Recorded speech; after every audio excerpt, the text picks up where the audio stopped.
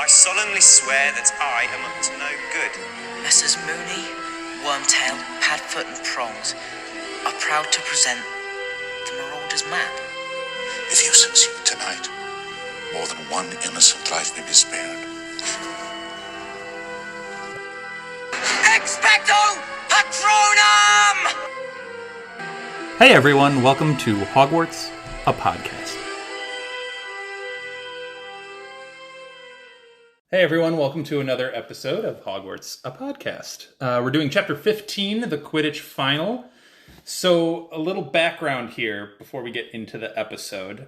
I've been away the last month and a half in South America. We have been posting episodes, obviously, every week on Saturday, every Saturday morning. Thank you to Elizabeth, who is actually on the episode today. Hello, everyone. And Anna for kind of holding things down on the Twitter and Instagram part of it. I really appreciate that. The help has been amazing. I've been editing away in South America, trying to get some of these episodes out for all of you, so I hope you enjoyed them. I do have a couple of shout-outs from our social media. We've gotten a lot more engagement and a lot more interaction, which we're also very thankful for. Oh, it's so much fun when you guys respond, so thank you for that. It's really cool. So just a couple of quick shout-outs. Jenny Conway, at Jenny Conway, Jenni Conway, listens to us while at work. She's kind of caught up on all of the podcasts, so we really appreciate that. The listens and just the feedback is really appreciated, so thank you, Jenny. We have H&H Drinks on our Instagram. H&H stands for Hallows and Horcruxes. Go check them out. Yeah, they're a cocktail, Harry Potter cocktail blog, so check them out on Instagram. Really cool. They're also reading Prisoner of Azkaban as we're going through it, so it's kind of meshed really well with their reading schedule. They've liked what we've done so far, so thank you guys for listening. Really cool.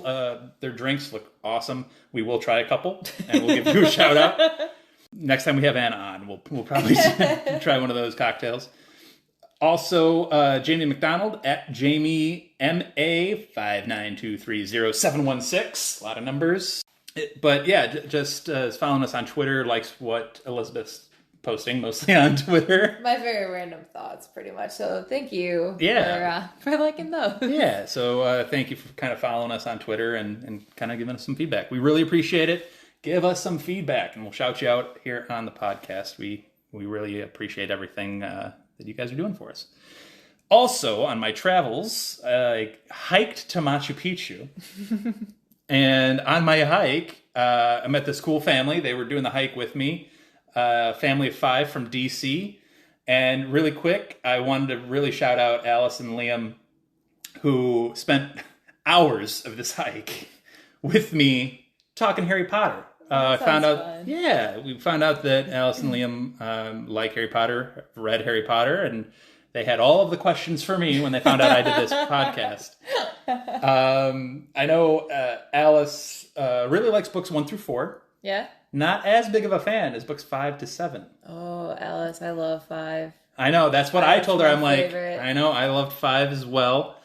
I'll let her, she can interact with our podcast a little bit more, and we'll let her explain a lot of that, but I know she's a big fan of Hermione. Both Liam and Alice disagreed. With you? Yeah, they disagreed with me about my Trelawney takes, which, folks, you're going to get a lot more of them here and in the next chapter, so be prepared. So I'm sorry, Alice and Liam, you're going to get more of it. But it was fun talking Harry Potter with you guys, and I hope you can interact with us going forward and kind of share a lot more of your thoughts, because we love to kind of feature you guys a little bit more. Yeah. Thanks for adopting Dan into your family, keeping him safe on the travels. Yeah, it was a lot of fun, guys. It was a lot of fun. So yeah, before we get into the actual chapter, we still have one more thing. Elizabeth put a poll up on Twitter recently. Because there's interesting news out right now. We had a little breaking news. So the 3 major Quidditch organizations came together and decided that they are going to rebrand, if you will. Yeah. Based on some things that have been coming out with J.K. Rowling. They kind of wanted to move away from all of that distraction. So Quidditch is now officially known as what? Quad ball. Quad ball. Which refers to the 4 balls that are used in Quidditch: the snitch, the quaffle, and the two bludgers. Which makes sense. And Yeah. I like the fact that they still kept the cue of it. I don't know. That's something about it makes it seem Supposedly- less like drastic of a change. Supposedly they came to it because they put out a survey and most of their fan base reacted positively to this. To quad ball? To quad ball. So that's what they went with. But our poll on Twitter, which is great, and we had a lot of interaction with it, which was also cool. They said, the Twitter people said 12% love it, badly needed. 52% said they loathe it, I hate change. And 36% said, meh, it's whatever. A couple of comments. V_, I'm going to butcher this name, I apologize. Parodian, Parodian, said it will always be Quidditch because it's J.K. Rowling's game. Yeah. And at knowitall_ Myone said it's still Quidditch. Yeah. It's one of those interesting things because, yeah, I could see the perspective of, well, she invented the game, so it should stay named what she named it. But I also understand the desire to change it just because of the politics going on with J.K. Rowling's opinions. And if you want people to still play it, but they feel like they're not being acknowledged by Rowling's comments as individuals, changing the name will definitely give them a way to still feel included. So where do you eventually fall on your own I voted meh, it's whatever. I actually also voted for meh, it's whatever. And the reason is I respect the reasons for the change. Yeah. Obviously. That being said, I just don't see how you can watch that game being played and not think Quidditch. You know what I mean? Yeah. So I fall somewhere in the middle. I understand the need, but at the same time, I don't really care all that much. So I don't know. It's getting into the nitty gritty of it. But this is a perfect chapter for that because the timing worked out really well. Final. Chapter 15, the Quidditch final, is the chapter that we're discussing today. Yeah. And shocking, there's a lot of Quidditch to be talked about. Which is kind of bad because sports and me, not exactly. Sports are not Elizabeth's thing. They're not my forte. If you have been listening to some of our recent episodes, the Gryffindor versus Ravenclaw match, Jen and I are much more sports people, and we kind of got into the nitty gritty of Quidditch strategy, which was good. So we're going to start the chapter with, I think we both had this note right off the bat, is the illustration of Hagrid's letter that he wrote to Hermione. We both took note of it for essentially the same reason. The illustration of it is done with the splotches of teardrops on the letter. And I'm just fascinated by the actual artwork of it because it's really well done in the book. Oh, yeah. It definitely adds power to the fact that these were tears. Just reading, there's very tears realistic. on it. Seeing it makes it feel like you got the letter yourself. Yeah, it's very realistic, so it kind of hits at a different level. I think it's really nice. Mm-hmm. Also, I love the fact that I just listened to your episode with Jen today, so it's fresh in my brain, but how Hagrid wrote this letter specifically to Hermione, not all three of them. Like, it's Hermione who put the most work into this trial. She's the one who's been there for him with that, so of course he sent it to her. Jen was right. It was nice of Hermione to show the letter to Harry and Ron, but like this was meant for her, and Hermione's not going to judge because he's been crying. No, I think Hagrid's very open with his emotions anyway. Yeah, which is great. I love it, but it's so sad to look at. Hermione's definitely putting in a lot of time, which Hagrid recognizes and is like, hey, you've done a lot. You're already doing a lot. Mm-hmm. But he's definitely grateful for all the effort. It's obviously bad news. Yeah. So Buckbeak he's getting an appeal. Yeah, but it's a pretty foregone conclusion to what that appeal is going to be. I like how Hagrid goes, Beaky enjoyed London. How exactly did this hippogriff enjoy London? Where was this hippogriff stored in London? I could totally see like it. At the zoo, like randomly? Like did they just have an offshoot? Well, where would he have gone? Like the Ministry of Magic, right? Yeah, like downtown London. Yeah, I could see him just like hanging out by the dumpsters. Did he enjoy or something. some like Did he enjoy some room at the ministry, like some I think in London, courtroom? yeah, maybe there's a room in the ministry that like I don't understand dangerous how beasts can Beaky be really a waiting enjoyed room. London. I get Hagrid's a glass half full kind of guy, but I'm just wondering. He was like, sightseeing, you know. I guess whatever. But this is a chance for Hermione and Ron to make up. Yeah. Which you kind of see the beginnings of that taking place. Well, I think what really makes the breaking point for that is like, I mean, Ron is says, you know, I'll help this time, which was the original promise, of course, but him saying like I'll help makes Hermione just completely break down in tears and hug him and just be like, you know, thank you and I'm so sorry. She and finally like, says, I'm sorry about Scabbers. right, which then Ron's like, yeah, you know, I mean, he was old, whatever. But It's yeah, a conversation that needed to happen several chapters ago. yes, but you know they're both stubborn. But it's nice that this, I mean, tragedy brings people together, and that's exactly what this is doing. Buckbeak is rekindling the friendship, or at least making them realize we need to move on. It's time. So I don't know. Hermione breaking down in tears, though. I'm just like, oh, I totally understand, girl. I get it. She's featured a lot in this chapter in a bunch of different ways, and you can see she's at a breaking point. She's at her top most stressed level. Oh God, yeah.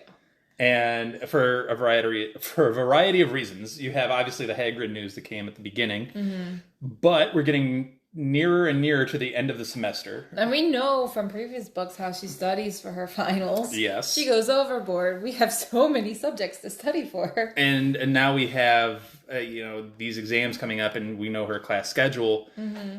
That's a lot. Yeah. But before we get into one of Hermione's bigger breaking points during the whole thing, you get a sense of it when she overhears Malfoy kind of picking after.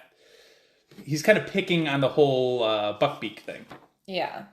I mean, Malfoy is just being so cold-hearted. He's mocking Hagrid for crying because his pet is going to be executed. And he's just like, oh, look at him blubber. The making fun of Hagrid, I'm not surprised at. That's Malfoy's wheelhouse. That's what he does. Right. The thing that bothers me is the nonchalantness of him being the reason that this magnificent creature is about to be put to death. Right. That bothers me a little bit.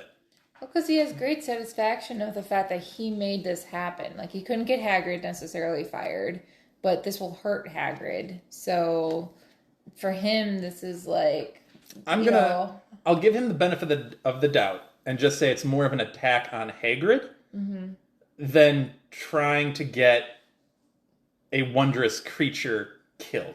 Oh, I don't think... You know what I mean? I don't think it's like, oh, I want the animal to... Anyway, Hermione overhears this, and... She has the perfect reaction. Harry and Ron, I believe, go to attack Malfoy first. And Hermione... Yeah, they make furious moves towards Malfoy, but she got there first. Smack! Yeah, she slaps Malfoy, which stuns everybody. Stuns everybody, yeah. Stuns... Nobody knows, like, everyone's, like frozen. Crabbe and Goyle are like, what do we do here? Right. And then she makes a move for her wand. Right. Which... Malfoy knows. Malfoy was surprised by the slap. Right. Scared by the wand movement. I mean, he's not an idiot. He knows Hermione's the best in the class. She can come at him with anything. Well, plus, I think what really scares him is that's not Hermione. Hermione is not... If Ron or Harry take a swing at him, okay, that's par for the course, right? Hermione taking it, that's not her personality. Yeah, it's out of character. So it's... Because she is pushed to her limit right now. She's so stressed that, like, there's no filter. There's no, monitoring of her own behavior. It's just reacting. There's a predictability there.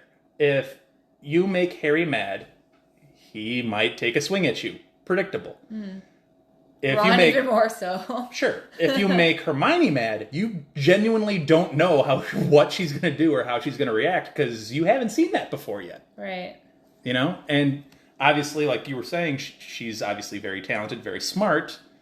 You don't know what's coming next, which I think is more of the fear. Plus also, I mean, like, I identify with this because I've been very, very stressed lately, and I know when I'm tired and stressed and overwhelmed and anxious and all that stuff, my personality is not where I normally am, and sometimes if I'm pushed to that limit, I will snap as well.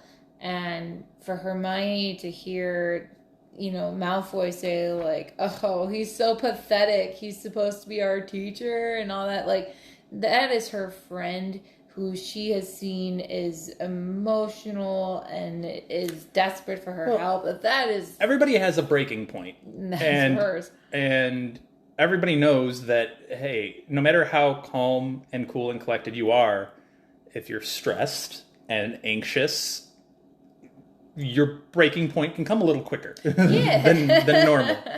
And you might be pushed to do something that you might not normally do. Yeah. And, that happens to everybody. And here we're seeing it with Hermione. And we haven't even hit the pinnacle yet. No. Which... She's just having a day. She's having a moment. And the moment gets a little bit worse when she goes to Trelawney's divination class. Which, to Trelawney's credit, I mean, Hermione's already coming in with the mood. Ron and Harry are both still flabbergasted. Oh, Trelawney's walking into a buzzsaw right now. Yes, and I know what that's like. I mean, you can recognize when students come in, sometimes you can just tell they are having a day. And you either, depending on the kid, you leave them alone or you pull them into the hallway of like, are you okay? Do you need to take a step out? Like, what's going on? But Trelawney's not paying attention to that. Maybe because she just expects Hermione to be as she always is, as the student who's going to try to pay attention. But Hermione starts off kind of snickering. Trelawney says how the fates have told her that they need to look at crystal balls since the exams will have them. And she's like, what a great prediction. You're the one who makes the exam. So, of course, we're going to have crystal ball study on it. Like, I took that as...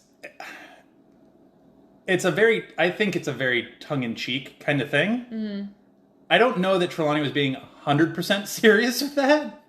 And I think Hermione took that to a level 10 real quick. It's like, okay, that's something to like, whatever. I would buy that if she's ever really been tongue-in-cheek before. And I don't know if any comments she's made in the past have indicated to me that she's got that kind of sense of humor. Keep in mind, we're also reading this from Harry's perspective. From Harry's a student's perspective, who doesn't totally agree with Hermione, but also doesn't disagree with Hermione either. Right. And we're seeing it essentially from the kid's point of view. Right. But there are ways to tell if, like, someone's being serious or joking around. I'm sure a student has gone home to a mom or dad of yours before and said, Elizabeth said this. Well, and they're like, whoa, that's way out of context. They all think I'm this, like, super morbid, creepy person. Hello to all my previous students. I know I actually am. But, no, I'm sure you've said something intending one thing, and a student's gone home and been like, oh my gosh, she said this. Yeah. It happens. It does. We're getting this through, and we've talked about it before, but we're getting this through the lens of the students. But regardless, I mean, Hermione's not wrong. She does put crystal ball gazing. If she's saying it's going to be on the exam, well, you're the one who writes the exam. What a prediction. I mean, she's right. But no, anyway, the thing it just devolves more and more and more throughout the class. Well, because, like, Trelawney, I mean, to her credit, like, when Hermione makes that comment, Trelawney, even if she heard it or not, we don't necessarily know, she ignores it. She's picking her battles, and that's an important thing to do as a teacher. You pick your battles. But she's not the only one that may or may not have heard this. Other students are hearing this, and then it's like an avalanche. Like, one thing drops, and then another thing drops, and then suddenly you lose control of the entire classroom. Right. So, obviously, Harry and Ron are right next to Hermione during this entire class. Well, of course, they're sniggering, because it is a funny comment, and it's not the kind of thing Hermione usually says. But it's one thing after the other. So, eventually, she comes around, Professor Trelawney comes around and says, hey, do you need help with the crystal ball? Mm-hmm. Ron goes, I don't need help. It's obvious what this means. There's going to be loads of fog tonight. Well, and also he whispers it, so just Harry and Hermione bust out laughing. So if they're on the other side of the room cracking up, of course she's like, okay, you need to start paying attention and trying But this to do is it. this is the trickle down effect of how the class gets So crazy. Hermione's in the mood of, this is stupid, this is a waste of my time, I could be doing something else. And she's upset because she just missed Flitwick's class. yeah, she missed cheering Because she's charms. overstressed, so now she's taking out that frustration, which is her fault, Right. on Trelawney. And of course, Trelawney is getting irritated because this is an important lesson. This is the first day of the unit, and she tries to do what she's always done, is go over and be impressive and look at Harry's crystal ball and talk about seeing the Grim, and that is the final straw for her. But here's the thing about that. So, the idea of the Grim in the crystal ball, let's say.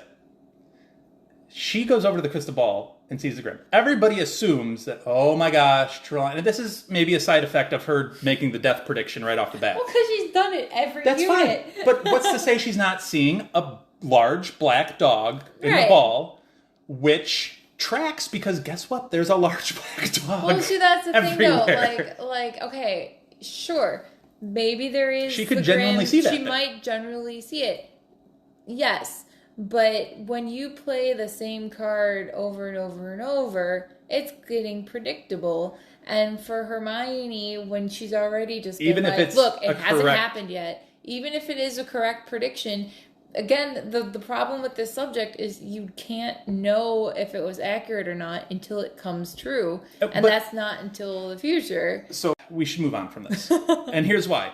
Because I do want to get to this at a later point, Okay. not in this chapter. Okay. Next week, we're going to talk about this again. The end result is Trelawney does eventually break, and She calls her hopelessly mundane.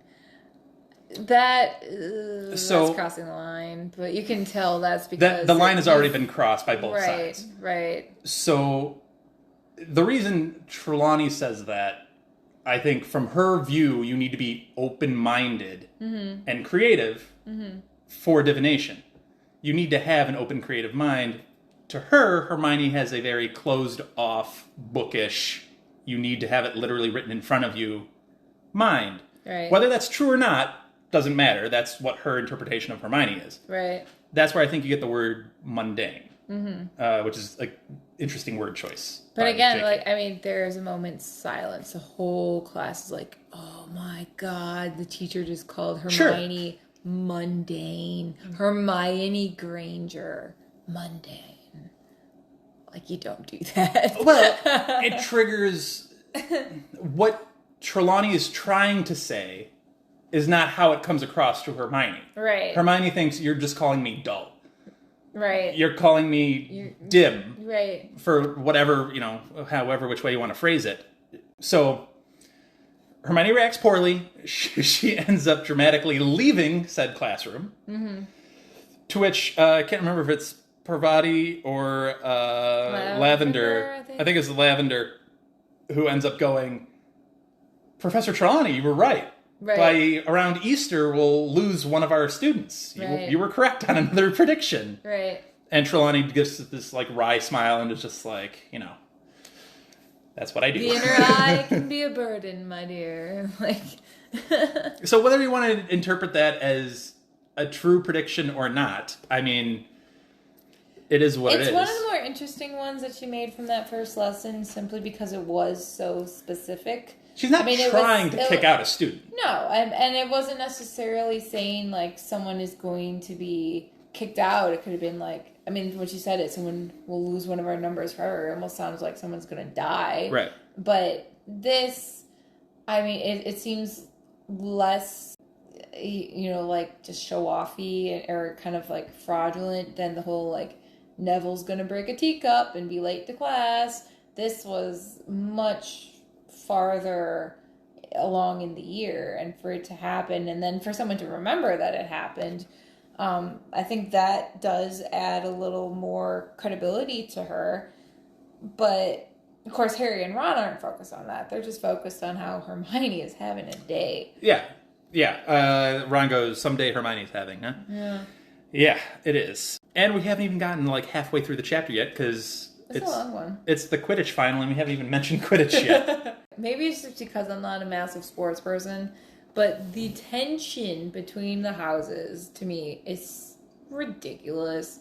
Of how they're trying to put each other into the hospital. I think it's par for the course. I mean, they're like doing all sorts of things to each other, and it's not just the Slytherins. The Gryffindor's doing the same things back, and Harry now has to have a protection squad kind of a thing just to get to class because everyone's so freaked out about the match. I'm like, I don't get that you don't get about sports. So, coming from someone someone who does, who works in sports and has been involved with sports my entire life, this makes sense. This tracks. I just don't. Especially, look, JK's from Scotland.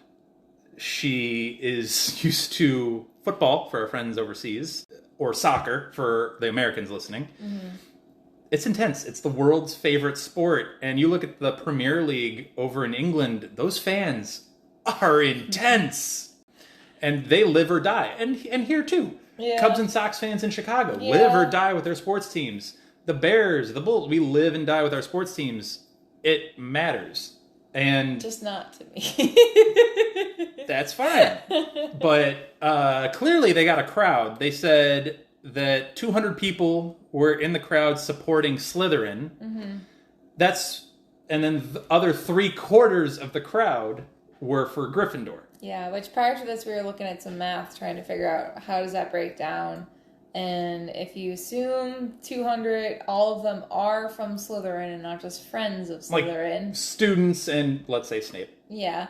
So then, divide by the 7 years, it's about 28 students, 29-ish students per class, which we were discussing. There's a lot of students. We don't ever know. Which we've estimated before. Mm-hmm. We've been like, we don't hear a lot of Hufflepuffs. We don't hear a lot of Ravenclaws at all. Right. And we hear relatively very few Slytherins even. Right. It's always the ones who just seem to either want to suck up to Harry or to bully Harry.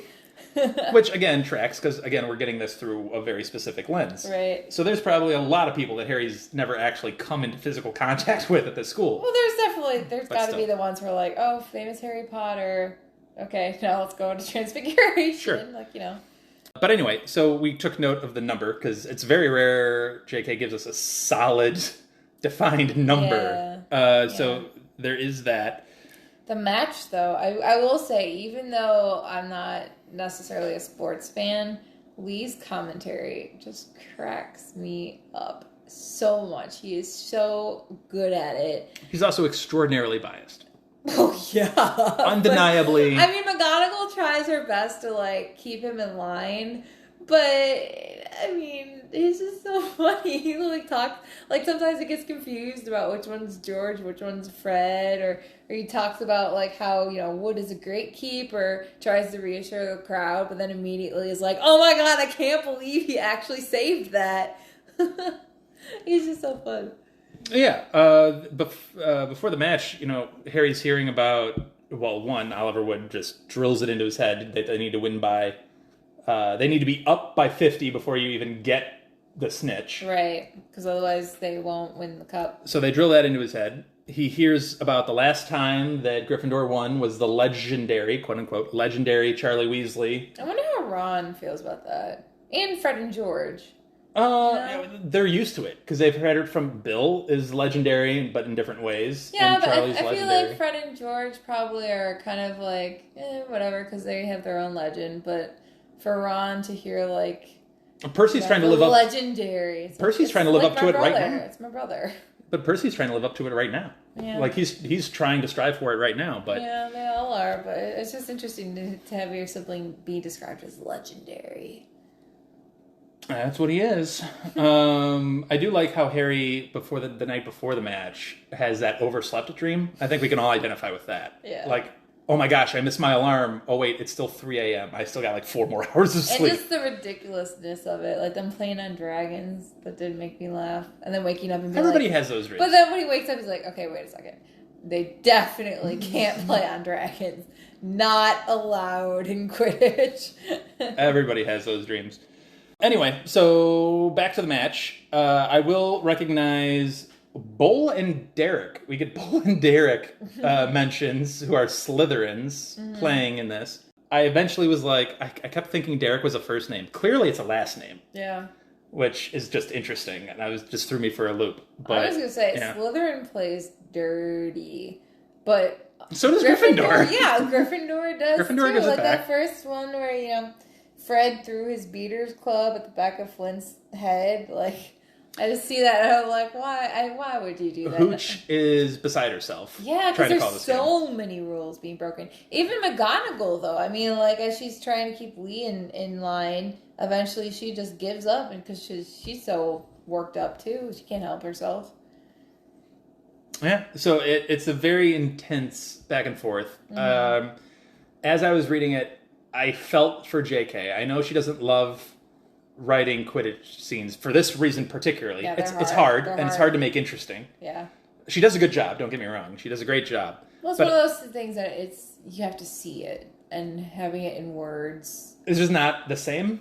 Yeah. And I can imagine for her, it's frustrating because it's like she's probably seeing this in her head. Yeah. And what she's writing isn't necessarily Well, matching. It's hard. plus also, like, I mean, this is maybe probably why I struggle as much with getting into sports, but there's just so much going on the field or wherever it is being played that it's just like there's so much to look at. And She does capture the quickness of it because it's like you almost get whiplash reading because you're like looking from chasers to seekers to beaters to the goalies to meanwhile the keepers. Harry's looking around for the snitch. Like, there's just so much going on. So I understand the frustration of having to write it. Yeah. So anyway, long story short, Gryffindor does end up winning after Harry comes back and catches Malfoy on his firebolt and grabs a snitch. Malfoy trying to slow down the firebolt just cracked me up. And just like how close in the sky they have to be so that their knees are bumping into each other. Like, these two hate each other, and yet they're like inside each other's personal bubble up in the air. Well, they're competing. They have to. I know, but it's just funny to me. It's probably a note they took from Ravenclaw, the match before, because if you were watching the Ravenclaw match, that's what Cho's strategy was True. tail Harry. True. It's like, so they probably took took a page out of Ravenclaw's strategy book. But anyway, so Gryffindor won. Gryffindor and wins. Wood is happy. Wood is which happy. makes me happy. He deserves a win. And the thing that stuck out to me the most is Harry notes that he almost wishes a Dementor was there now. Yeah. Because he's got a happy moment so strong that he thinks he would produce one of the best Patronuses ever made. Which is adorable. So clearly he himself believes that this is a defining moment in his young life. That's a good way of making us, the reader, understand just how intense this happiness is. Because, I mean, we know what it takes to create a Patronus, and we know what memories he's tried using before. So for him to say this one, it would work. That's pretty happy. Yeah. All right. That's the chapter in a nutshell. Should we go to spoilers? Yes, we're going to take a break, and we are going to come back with some spoiler thoughts right after. Hermione's, in the movie, she adds a little bit to the punch, and you'll hear that line right now. We'll be right back. You foul, loathsome, evil little cockroach! All right, we are back with a spoiler section, and we want to kind of go back a little bit and talk about Harry's eventful night right before the Quidditch final started, and he's having his dreams. But before all that, I think it was before all that? I think it was after he woke up from his dream. He looked yeah. out the window because he was like, oh, it's dawn, it's so early. And he saw Crookshanks go by, and he's like, oh, that cat probably looking for some other thing to That's eat. right. And then he sees a massive black dog, whom, since this is the spoilers, we know is Serious. thank you. I always say Cyrus. Sorry, Sirius Black. He freaks out and he's like, I don't know. Am I seeing this? Ron, come over and like check to make sure this dog actually exists. Which by this point makes total sense because he's had several experiences so far with seeing or hearing things that other people don't. So it's nice that he's learning, like, double check that, am I seeing things? Like, well, and he also has a moment of like, well, it can't be the Grim if Crookshanks is at least interacting with it. It can't be an omen if there's like a physical entity seeing it. So clearly we know it's the two of them are on the hunt for Scabbers, aka Peter Pettigrew. Since clearly Peter has disappeared from the Gryffindor Tower and, his attempt to get into the tower, and attack Ron, did not work. Which makes me just wonder, like, when you're able to transform into another animal, can you communicate with animals that are just animals? I'm going to say no. Why? I don't think that's a part of that magic. It's transfiguration. It's not a charm necessarily you're putting on top of it. I don't even know if that's a charm. It's not one that we've heard of. Right. But I think that's more of a charm thing, not a transfiguration. I know he does say later how, like, Crookshanks is the most intelligent animal of its kind that he's met, for recognizing that Sirius is not a dog. Like, recognizing that he's a human. But I just wonder, like, how did he convey to this cat that, like, this other creature, there's, something off with him and not... I mean, obviously, Crookshanks, if he could... Crookshanks? He, right? Yeah. If he can recognize that Sirius is human, obviously he can recognize that Peter is human as well. But to convey to him that Peter is a bad guy and I need him brought to me, like, how do you convey that? I think he's just using Crookshanks.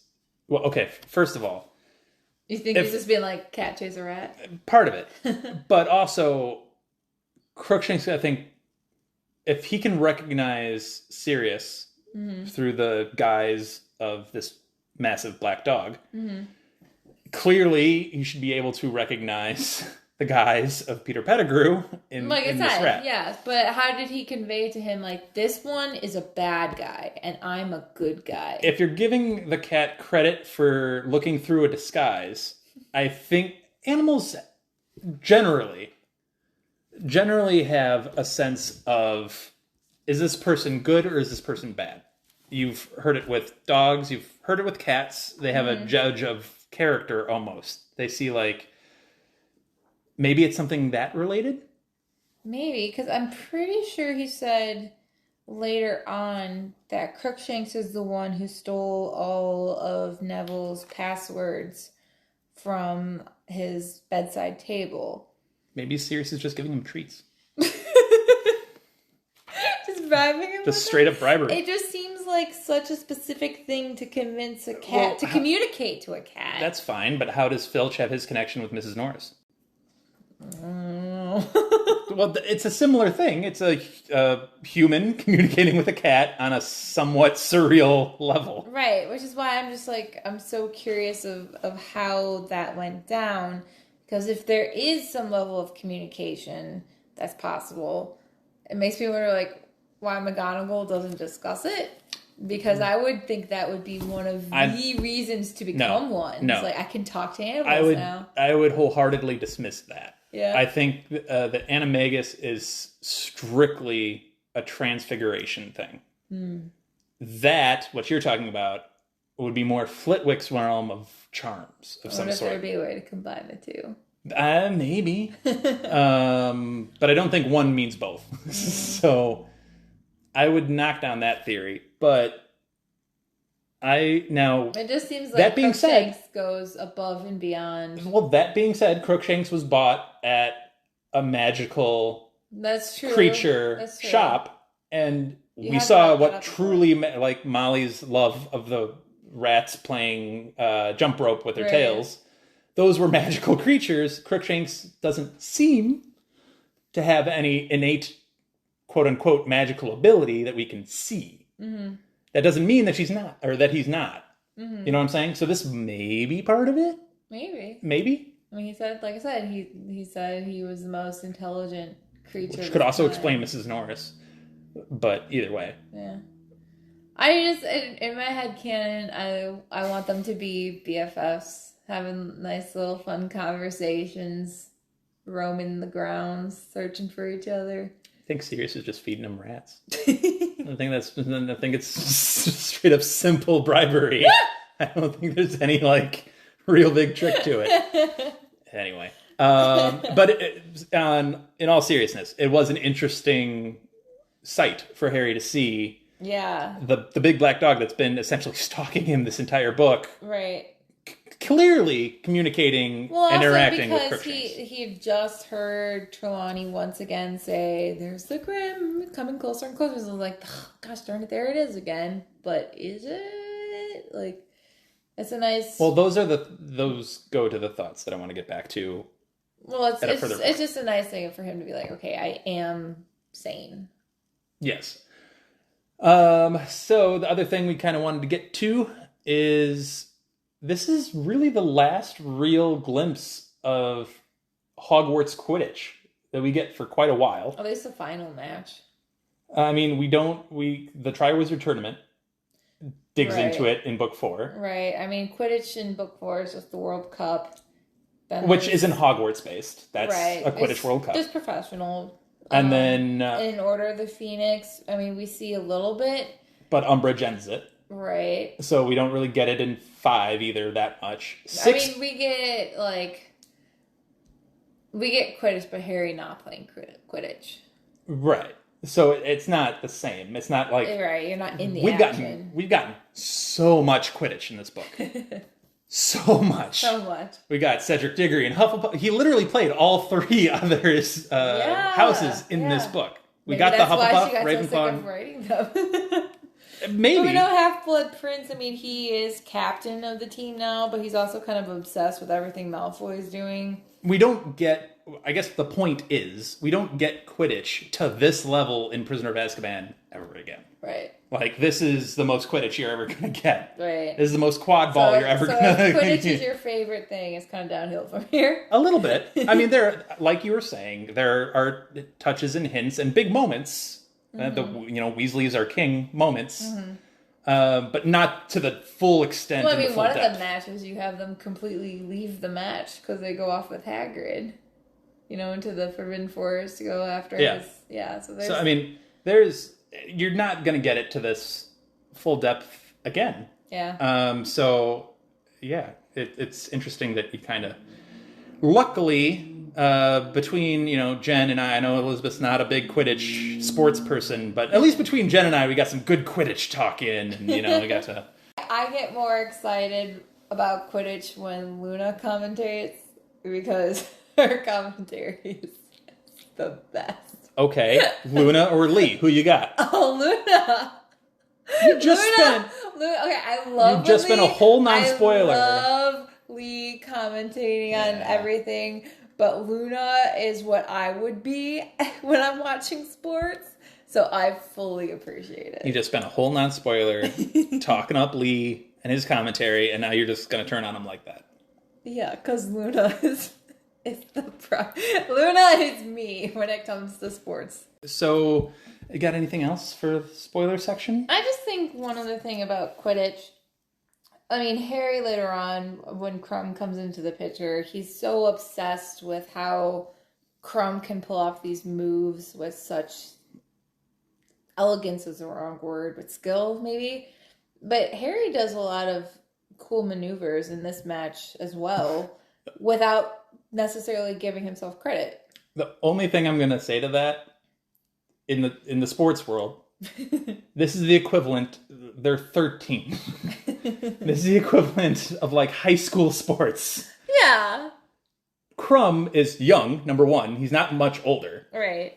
Two, he's doing against pros. Like, Right. these are pros, I adults. I recognize that Crumb is like professional and better, but I mean, like They're all on firebolts. It was you know? amusing me how, like, you know, Harry noticed the whole Slytherin team forming a V formation to try to attack one of the players, and he sprinted in there and disrupted it, and his whole, like, I don't know, he saw the two Slytherin beaters, I think, try to attack him from both sides, and then just dipped down really quickly, and they made them smash into each other. Like, he had some good maneuvers. He has moments. Yeah. Yeah, he's really good. I'm not saying he can't go pro.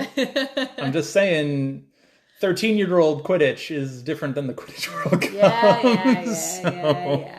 All right. Well, no, I don't have any other spoiler thoughts. All right, we'll wrap up a short spoiler section. Mainly because I'm excited for the next chapter. The next chapter is a big one.